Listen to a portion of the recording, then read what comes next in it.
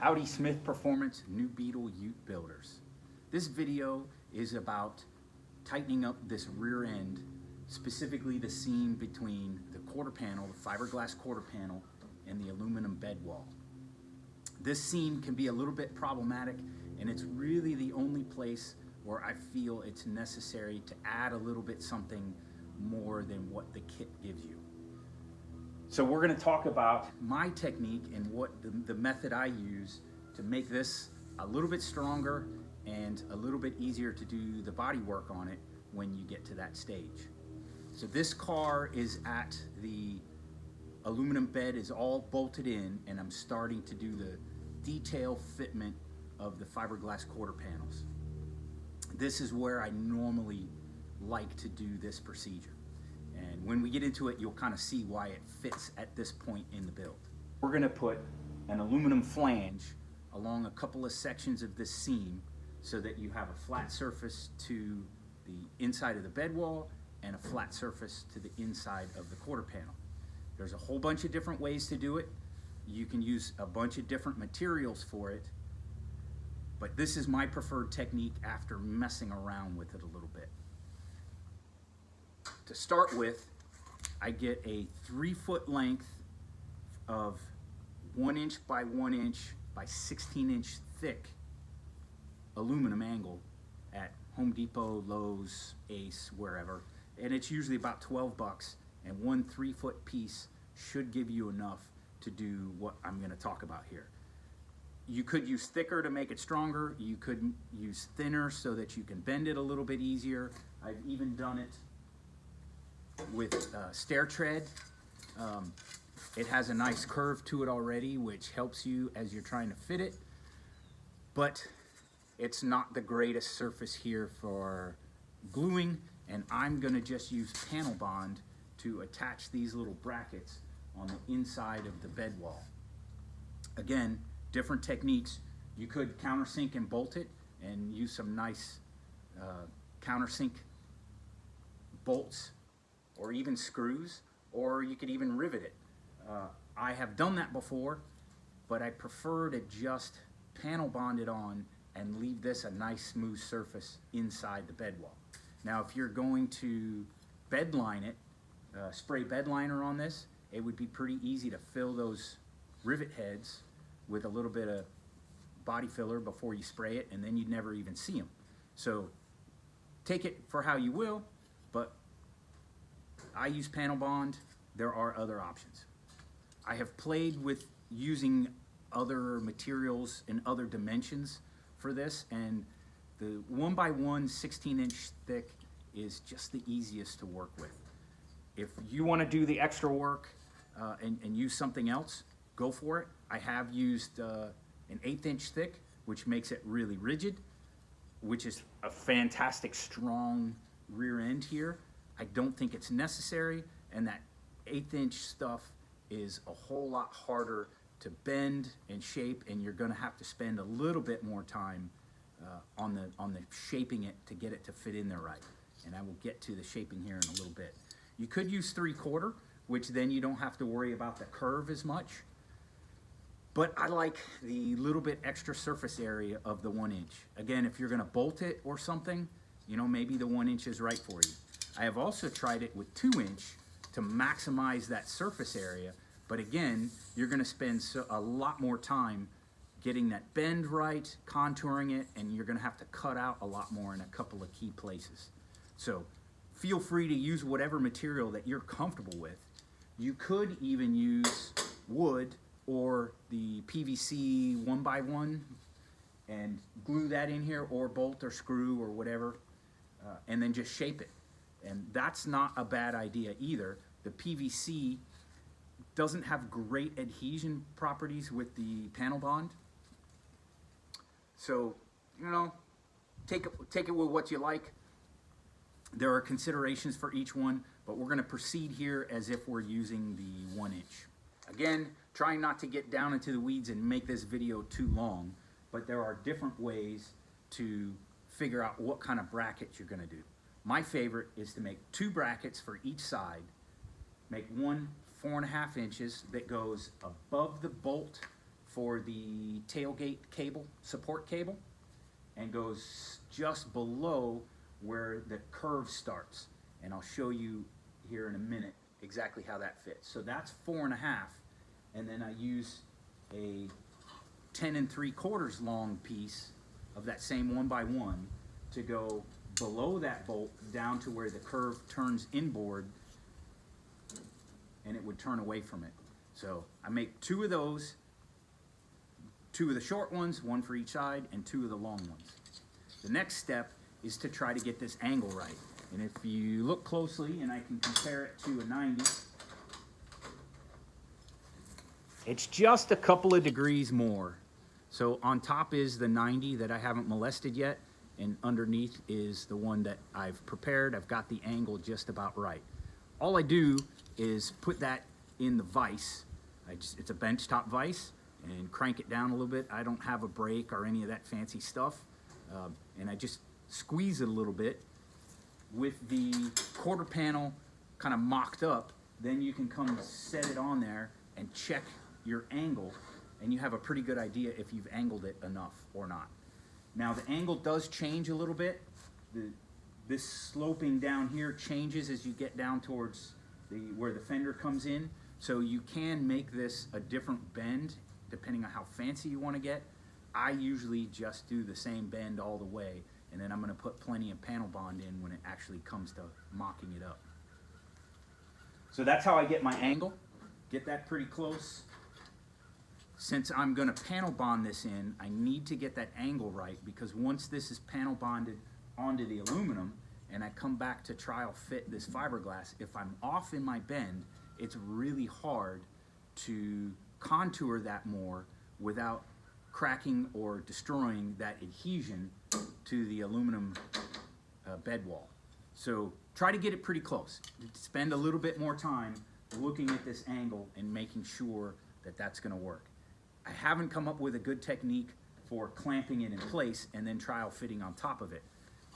I clamp it like this side is just clamped in place, and then once the panel bond cures, then I'm playing with it. So, point being, get your bend pretty close, and you can get a really good idea of what you need.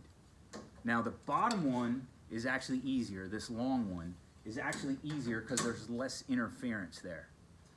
You're staying above the holes where the hinge is going to go, and we're starting just below where the bolt is going to go through for that cable support, that tailgate cable support cable. You could make this all in one piece and make some little pie cuts so that you could put some curve to it, because we do have a very slight continuous curve all the way down this back end here. I find that takes more time doing the 2 pieces. I don't think we're going to lose any rigidity there, so I think this is going to be fine, in my humble opinion, as they say. So the bottom one's pretty simple. Once you get that crimped feeling about right, just putting it in the vise and going down. Remember, when you're cranking the vise, you got to go just a little bit further and then let off, and it'll come back just a little bit. But you can always put more curve on it. It's harder to take the curve out. It is possible, but it's harder. So put a couple of degrees on it, see how it fits. Oh, that looks pretty good. Oh, I need to go a little more, and you'll get there. Again, just for reference,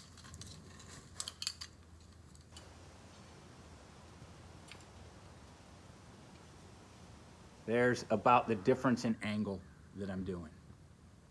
So it's not a whole lot. A little bit of crushing with the benchtop vise, you'll be in there. Be careful that you're leaving room to set your riv nut for the bolt that's going to need to go through here for the support cable. And then just make sure it's not too long, hanging off the bottom and sticking out further, that doesn't allow you to winch that quarter panel all the way down against the aluminum. The upper takes a little bit more time. This is very narrow, so that the pinch on the upper is just a hair more than it is on the bottom. And just to make sure, I do a little bit of cutout on that top edge. because I've run into problems here in this corner where if that continued up here, I wasn't able to get the quarter panel to slide all the way forward where I needed it. So I just take that corner out. You can bend it in instead of actually cutting it off. You could just grab it, put it in the vise, or grab it with the pliers and bend it in. But then you start running into complications of being able to clamp this surface down, because I want to be able to put a clamp here while the panel bond cures. If you're using the panel bond method. If you're using the bolt or rivet method, maybe that's not as big a concern. But not that big a deal, cut that off. All right, sometimes you run into a little bit of conflict with this upper riv nut for the striker latch there. So I will often just take that corner off, just to make sure that when I come back later and drill these out and put riv nuts in there, that I'm not mucking up my bracket here. So that's gonna sit in there like that, and this one's gonna sit down here like that. And that's really all there is to it. So let me take the camera off and we'll come over here and have a look. I'll show you those two conflict marks, or conflict places, and we'll get a different angle on this, and I'll show you how this helps you dress up this seam when you get to the bodywork stage. Okay, so here are two brackets fabricated up and clamped in place, not glued yet, but they're clamped in place so we can look at these conflicts. You can see on this upper corner how I trimmed that down to allow for the curve. As you look on this angle, you can see a little bit, and I bent it just a hair more, bent it in, because that rear quarter panel is very narrow here and the angle is a little bit steeper right at the top. The conflict that I want to make sure I don't create for myself is this pierce here, which is going to be the striker. So I'm going to have to put a riv nut here, right? So I made sure I left myself some clearance there. But the real one that you bump into is that striker, the cable support that's going to go here. And this pierce gives you a great reference. You can kind of picture where that riv nut's going to set. So that gives me the dimension here. And from this angle, you can see how it's inset just a hair. It's pretty close to flush at the top there, and I'm inset just a hair here, but that's okay. We're going to have a little bit of volume, and when I winch that fiberglass down with panel bond on this surface, and I'm going to use some self-tapping screws coming from the outside to winch it down as the panel bond cures, I really want it to hit onto that surface on the back edge of this bed wall. Again, you know, I might take that corner off there just to give me a little room. That support cable bolt may have to be up, down, in, or out just a little bit, right? I'll know that when I put the tailgate together and put that on, right? And following this curve, you can see that the flat isn't exactly the curve, but we're getting close enough when I do the 10 3/4 inches. So if I made it longer, I would run into problems down here, right? If it's longer, it's going to hang out further and be in the way and not let that quarter panel come all the way up. So that's where I found my 10 1/2. All right, you may find yours is 11. I doubt that you'll be able to get any more than 11 in there. But you could cut a little pie cut out of there and put a little bend on it. But once you get that quarter panel on and get the roll pan and the roll pan brace, this area gets reinforced pretty nicely. Okay, looking at the other side where this quarter panel is just test fit at the moment here, but this is what I'm talking about, that you run into sometimes this gap here, and by putting these brackets on, for one, you're making a stronger seam here, and for two, it gives you something to winch this down, right? You can, I've even heated this up with a torch lightly. You just heat it up to just when the gel coat starts to bubble a little bit, and that softens that fiberglass just a little bit, and then you winch it down and it cools and it'll stay there. It's pretty amazing fiberglass stuff.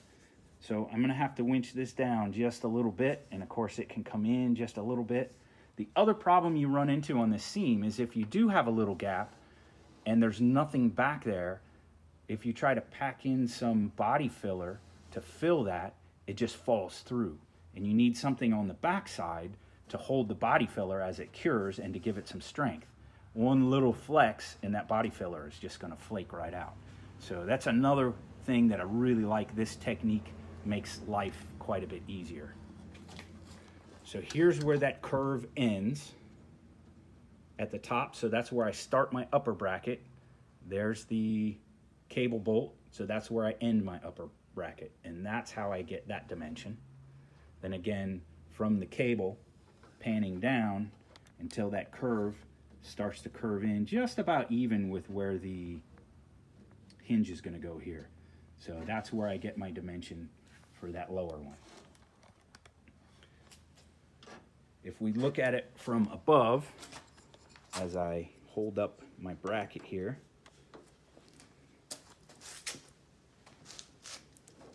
you can see I've got that angle pretty close to where it should be. Now this quarter panel is actually going to sit in just a little bit further, and I'm going to trim a little bit of that edge off. But for purposes of finding our curve here, let's get some focus. There we go. That's pretty close. And that's why I recommend trial fitting this quarter panel as you're pinching these so that you can find that angle as you're cranking this down in the vise to put just a little more angle on it. That's really all there is to it. If you are going to panel bond, of course, you want to rough the surface, whatever surfaces are going to get panel bonded. I would use 60 or 80 grit, probably on a roll-off disc is probably the easiest.